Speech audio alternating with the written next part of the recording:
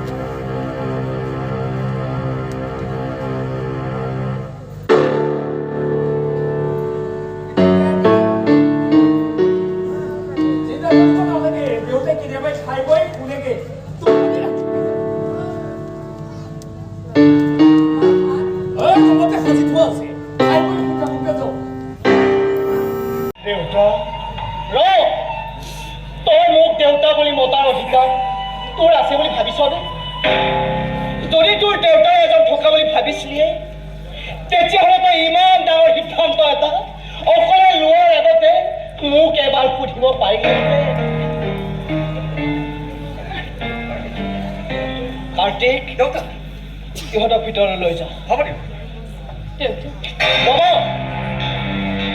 সেইখিনি অধিকাৰ এতিয়ালৈকে মই তোমাক দিয়া নাই এজনী অসহায় ছোৱালীক জীৱন ৰক্ষা কৰাটো যদি মোৰ কিবা অপৰাধ হৈছে সেই অপৰাধৰ শাস্তি গ্ৰহণ কৰিবলৈ মই প্ৰতি মুহূৰ্ততে সাজু আছো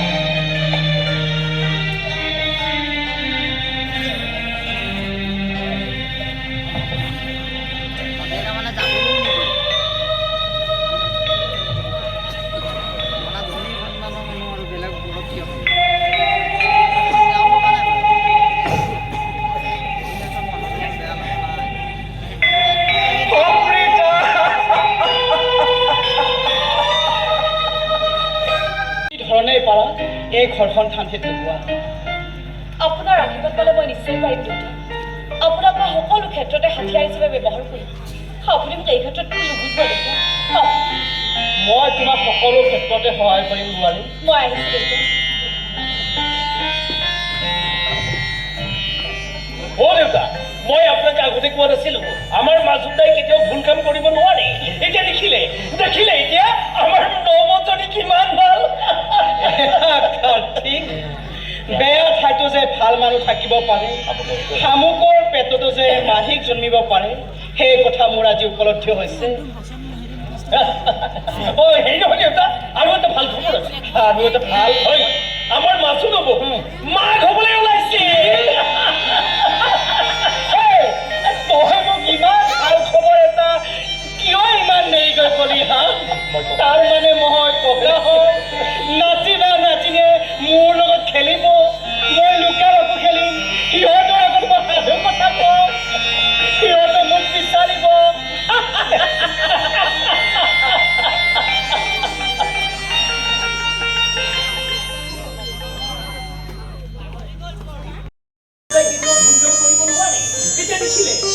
এতিয়া আমাৰ নৱজনী কিমান ভাল বেয়া ঠাইতো যে ভাল মানুহ থাকিব পাৰে শামুকৰ পেটতো যে মালিক জন্মিব পাৰে সেই কথা মোৰ আজি উপলব্ধি হৈছে হেৰি নহয় দেউতা আৰু এটা ভাল খবৰ আছে আমাৰ মাছো নব মাক হবলৈ ওলাইছে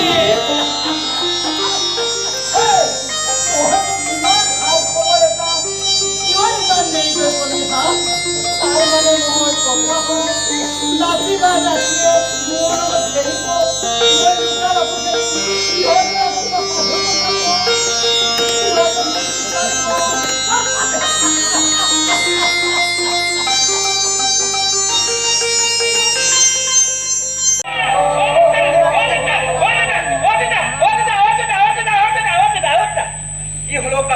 অ দাদা ইমান যেনেকৈ উঠাটো খাই আহিছ অ দাদা এটা ডাঙৰ গৰম খবৰ আছে ডাঙৰ গৰম খবৰ কি ডাঙৰ গৰম খবৰ কাটি অ দাদা অ আমাৰ যে মাজুতা সি যে ট্ৰেন্সফাৰ হৈ যে অমিত কলে গৈছিলে তাতে ছোৱালী এজনী বিয়া গ'ল কি অ মই মানে গাখীৰ লৈ আহি থাকোঁতে ফোন কৰি কৈছে তেওঁ এতিয়া বৰ্তমান ঘৰলৈ আহি আছে বৰ ভাল কাম কৰিলে বৰ ভাল কাম কৰিলে অমৃতপুৰৰ দৰে সেই বদনাম এলেকাৰ ছোৱালীক বিয়া কৰাই এই চলিহা বংশৰ বোৱাৰী কৰি বৰ ভাল কাম কৰিলে এতিয়া মই ঘৰৰ ভিতৰতে মুখ গুচি লুকাই থাকিব পাৰিম অ দেউতা হেই আমাৰ মাজুতাই কেতিয়াও বেয়া কাম কৰিবই নোৱাৰে চাব ছোৱালীজনী নিশ্চয় ভাল সেই কথা সমাজে কেতিয়াও মানি নলয় কাৰ্তি অসমৰ প্ৰত্যেকজন মানুহেই জানে অমৃতপুৰৰ দৰে সেই বদনামী এলেকাৰ সেই ছোৱালীক যে কোনেও বিয়া কৰাবলৈ নাচায় সমাজে ভাল চকুৰে নাচায় অমৃতা অমৃতা তুমি মোক এৰি থৈ গৈ ভালেই কৰিলা অমৃতা তুমি মই যিখন ফুলনিৰ বাগিচাৰ সপোন দেখিছিলোঁ তাত যিবোৰ ফুল ৰুইছিলোঁ সেইবোৰ তুমি মই ভবাৰ দৰে সুগন্ধিযুক্ত তগৰ কেতেকী নাইবা পদুম নহয় সেইবোৰ সুগন্ধিযুক্ত কাগজৰহে ফুল যাক এফালৰ পৰা বিষাক্ত পৰুৱাই কুটি কুটি নিষেধ কৰি পেলায় দেউতা আপুনি ইমান হঠাৎ নহ'বচোন চাব এদিন দেখোন সকলোবিলাক ঠিক হৈ পৰিব দেউতা সিহঁতবিলাকে এতিয়া গম পোৱা নাই দেউতা সিহঁতবিলাকে এতিয়া পানীত নামিছে যেতিয়া ডিঙিলৈকে নামিব তেতিয়া সিহঁতবিলাকৰ চেতনা আহিব তাতকৈ যদি বেছিকৈ নামে সিহঁতৰ মৃত্যু নিশ্চিত তেতিয়া চাব দেউতা সিহঁতবিলাক এটাকৈ আকৌ পাৰলৈ উঠি আহিব দেউতা হেৰা কাঠি তোৰ এই মগজু থকা জ্ঞানখিনি যদি সিহঁতৰ মগজুটো থাকিলেহেঁতেন তেতিয়া চাগে সিহঁত ইমান তললৈ নামি নগ'লহেঁতেন অ কাঠি অ দেউতা মই এতিয়া জিৰণি লওঁ মোৰ কথা নুশুনা আৰু কাকো সোমাবলৈ নিদিবি কৈ দিলো তয়ো নুশুনাবি মোৰ কথা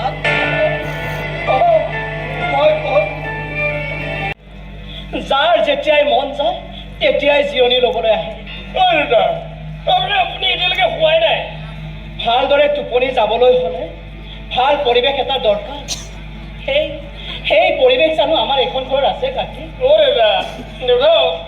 ৰাতিপুৱা বোলে বেছি সময় নাই আপুনি মানে শুই থাকক জল মই টোপনি ধৰিছোঁ হেৰা কাঠি তোৰ আগত আজি মোৰ বহু কথাই ক'বলৈ মন গৈছে দেউতা কাঠি মই আজি তোক ক'ম মোৰ জীৱন বৃত্তান্তৰ কথা মোৰ যেতিয়া 10 বছৰ বয়স হৈছিল তেতিয়াই মোক মা দেউতাই অনাথ কৰি গুচি গৈছিল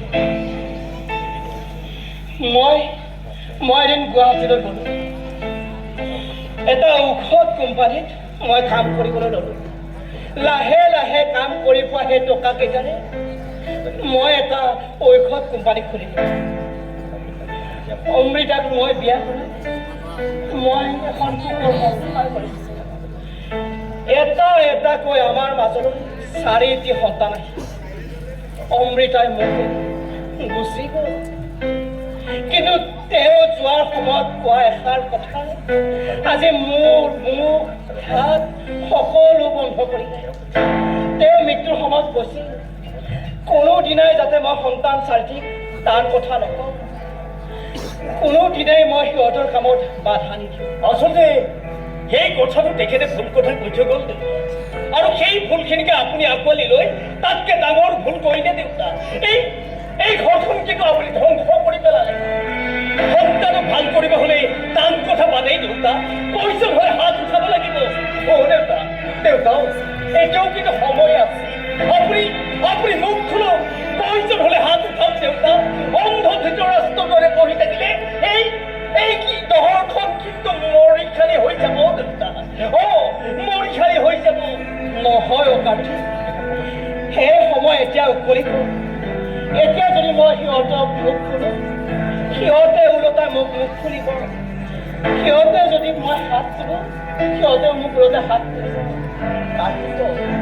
কেঁচা চেকনি এডাল ভাজ লগাব পাৰি কিন্তু শুকান চাকৰি এডাল ভাজ লগাবলৈ গ'লে সি ভাঙি থাকিব। বাদ দে কাটি খেলো তই শুব, মোৰো টোপনি ধৰিছে, মই অলপ টোপনি মাৰিব।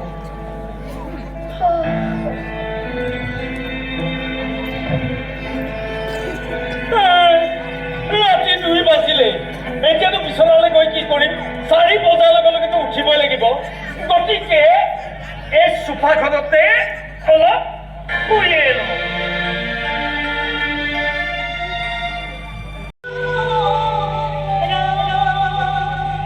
কাৰ্তিক, দেউতা এওঁক এনেদৰে মন্দিৰত প্ৰাৰ্থনা কৰিবলৈ কোনে অনুমতি দিয়ে? দেউতা, ভগৱানক জানো প্ৰাৰ্থনা কৰিবলৈ কাৰোবাৰ অনুমতিৰ প্ৰয়োজন? আপুনি এই নবৌক এই মন্দিৰটোত সোমাবলৈ মানা কৰাৰ বাবে মই তুলসী এজোপা আনি পেলাই এইকণতে ৰুই দিছোঁ। নবৌৱে তাতে প্ৰাৰ্থনা কৰি সেৱা কৰিব। মোৰ যদি কিবা ভুল হৈছে মোক ক্ষমা কৰি দিব। তুমি যি ভুল কৰিলা তাৰ বাবে তুমি ক্ষমাযোগ্য নহয়। দেউতা, তেওঁৰ এনেবোৰ কেতিয়াও নকৰে দেউতা। মোৰ কথাৰ মাজত মাত মাতিবলৈ তই সোধ। কাৰ্তিক, তই এওঁক সোধ, এওঁ এই প্ৰাৰ্থনাটো ক'ৰ পৰা শিকিলে? মই মোৰ মামাৰ পৰা শিকিছোঁ। যদি বেয়া হৈছে আজিৰ পৰা কেতিয়াও নাযাওঁ। এই মন্দিৰটো মই অমৃতাৰ বাবে বনাইছিলোঁ। অমৃতা গুচি গ'ল। এই মন্দিৰৰ দায়িত্ব কোনেও লোৱা নাছিল। এই মন্দিৰৰ দায়িত্ব মই লৈছিলোঁ। আৰু আজিৰ পৰা এই মন্দিৰৰ দায়িত্ব তোমাক দিলোঁ। আপোনাৰ প্ৰতিটো কথা আখৰে আখৰে পালন কৰিবলৈ চেষ্টা কৰিম। ভগৱানক পূজা মই কৰিম। কিন্তু জ্ঞানী লোকে কয় ভগৱানৰ আগত পূজা কৰিব লগা দেৱ দেৱী হ'ল পিতৃ মাতৃ। আপোনাক সেৱা কৰা নাই দেউতা বুলি মতাধিকাৰ মোক দিবনে? এই মন্দিৰৰ দায়িত্বই মই যেতিয়া তোমাক দিলোঁ, গতিকে আজিৰ পৰা সমস্ত ঘৰখনৰ দায়িত্ব মই তোমাৰ ওপৰতে অৰ্পণ কৰিব পাৰিম। উঠা বোৱাৰী,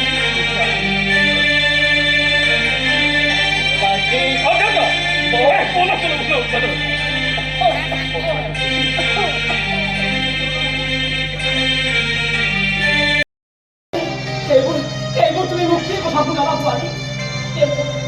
আপুনি আহি কি কৰিছে? অলপ মনে মনে ভাবছোঁ। মই এতিয়া আৰু মনে মনে নাথাকো পাৰি।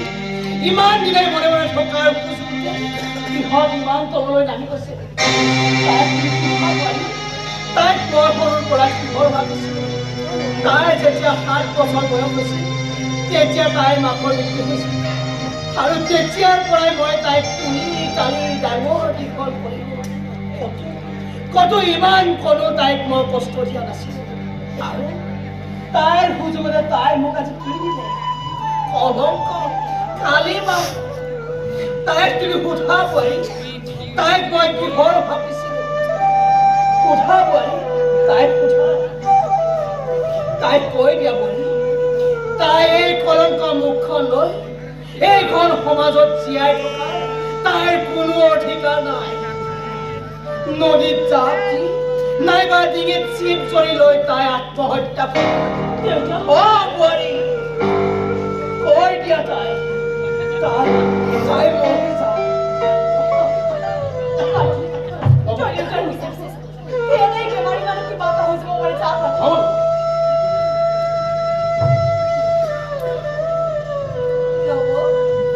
দেউতাই ঠিক কথা কৰে গ'ল। এইখন ঘৰ, এইখন গাঁৱত জীয়াই থকা মোৰ কোনো অধিকাৰ নাই। আত্মহত্যা কৰা তিলক, তুমি তেনেদৰে ভাবিছা? তুমি দুৰ্বল হ'বা, মনত সাহস বটোৱা। আৰে তুমিয়েই যদি দুৰ্বল হৈ পৰা পল্লৱহঁতৰ দৰে নাগাপুৰা নাৰীবোৰক লৈ খেলা কৰি থাকিব। পল্লৱে যদি তোমাক বিয়া কৰিবলৈ মাতি হয় তেনেহ'লে ঠিক আছে। তাকো মই জেলৰ ভাত খুৱাম। দেউতাৰ খং লাহে লাহে কমি যাব। তুমি মোৰ ওপৰত বিশ্বাস নকৰা। চোৱা, তুমি এতিয়া ৰুবলৈ চোৱা।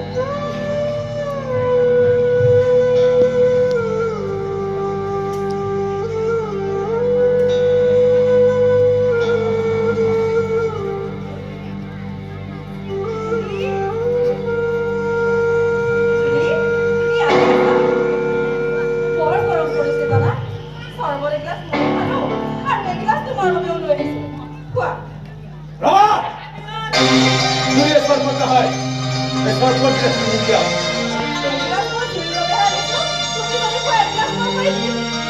মোক বনাই দিব নালাগে এই গিলাচ মই খাম দিয়া বুলি কৈছো নহয় দিয়া বুলি কৈছো নহয় চটপট মোক দিয়া দিয়া বুলি কৈছো নহয় দিয়া দিয়া বুলি কৈছো নহয় দিয়া দিয়া বুলি কৈছো নহয় দিয়া দিয়া বুলি কৈছো দিয়া কিয় খাব নালাগে হা কিয় খাব নালাগে যেই কাৰণে খাব নালাগে যে ইয়াত বিষাক্ত দৰৱ মিহলোৱা আছে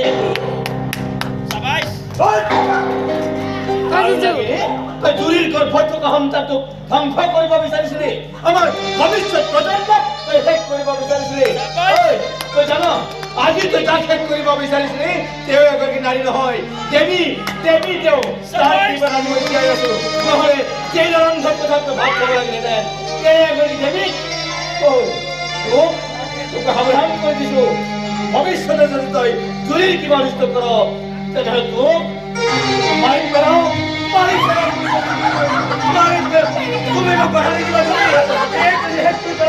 আগৰ বনা আগৰ বনা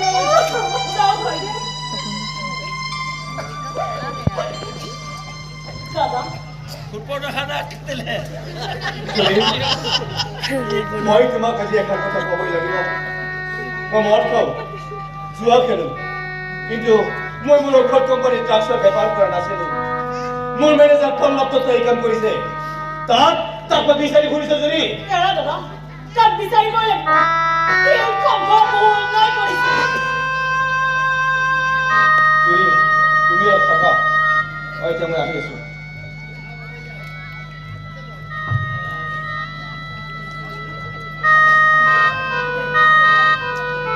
বাইদেৱে মোৰ গৰ্ভত থকা সন্তানটো মাৰিব ওলাইছিলে কিন্তু সেইটো কাৰণে একো অন্যায় কৰা নাই চাৰিওফালে কেৱল সমস্যা আৰু সমস্যা চাৰিওফালে একোৱে সমস্যাই আমাক আপুনি ৰবি শংকৰে আমাৰ পৰত অৱহেলা কৰিছে তাইৰ বিনিময়ত তুমি আৰু মই হেনো তাইৰ ওপৰত হাত যাব মই বিনিয়োগ পাইছোঁ মই কি কৰিছো মই বিনিয়োগ পাইছোঁ প্ৰণয়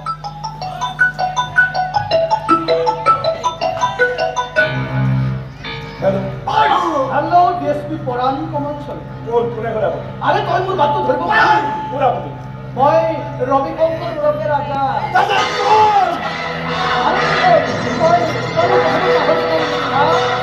তোৰ কথা ভাবিছ মনত ৰাখিবি তোৰ ভাই নহয় মোৰ দোকানত বনিছে আৰু সময় ককাৰৰ পেট বিষাইছে জানো নাই ককাৰৰ পেট বিষাইছে বমি কৰিছে লোকক নাপাতিল ককাৰ কথা চিন্তা কৰ পেটৰ বিষয়ে মৰি আছে স্বামীয়ে লাইট ধৰি দিছিলে গুচি গ'ল তাক মাতিলে আমাৰ বেগ প্ৰয়োজন কৰাৰ ধ্বংস হ'ব দিব নোৱাৰো তোমাক তালৈ লৈ যোৱাত কোনো আপত্তি নাই কিন্তু এই অৱস্থা মই কেনেকৈ নিশ্চয় ঘূৰি কেনেকৈ দিম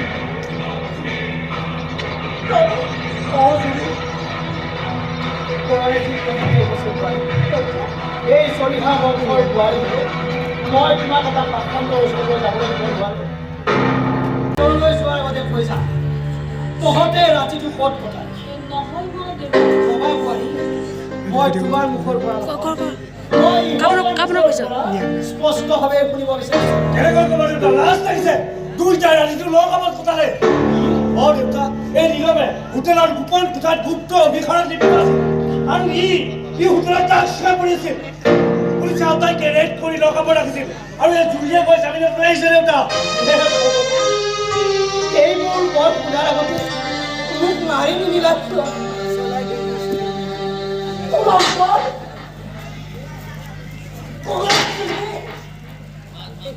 বোৱাৰী ইহঁত দুইটাক এতিয়াই কোৱা আমাৰ এই পবিত্ৰ ঘৰখন যাতে আৰু অপবিত্ৰ নকৰে ইহঁতক এতিয়া এইখন ঘৰ কোৱা বাহিৰ হৈ যাবলৈ কোৱা বোৱাৰী ইহঁতক বাহিৰ হৈ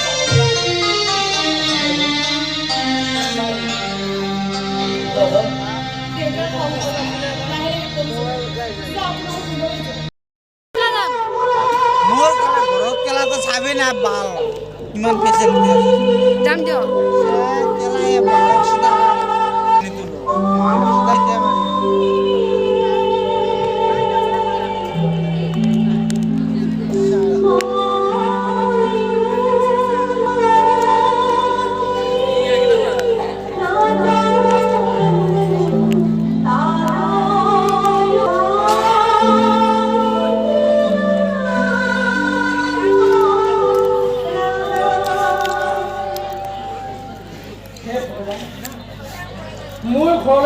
এলেকাৰ ছোৱালী পঠিয়াই দি তুমি আমাৰ ঘৰখন শান্তিত লগাই মই আপোনালোকৰ ওচৰত এটাই প্ৰাৰ্থনা কৰোঁ আপোনালোকে হাজাৰজনী বদনাম এলেকাৰ ছোৱালী আপোনালোকৰ ঘৰলৈ বোৱাৰী লৈ আনক আৰু নিজৰ ঘৰখন শান্তিত লগাওক। কৰিলে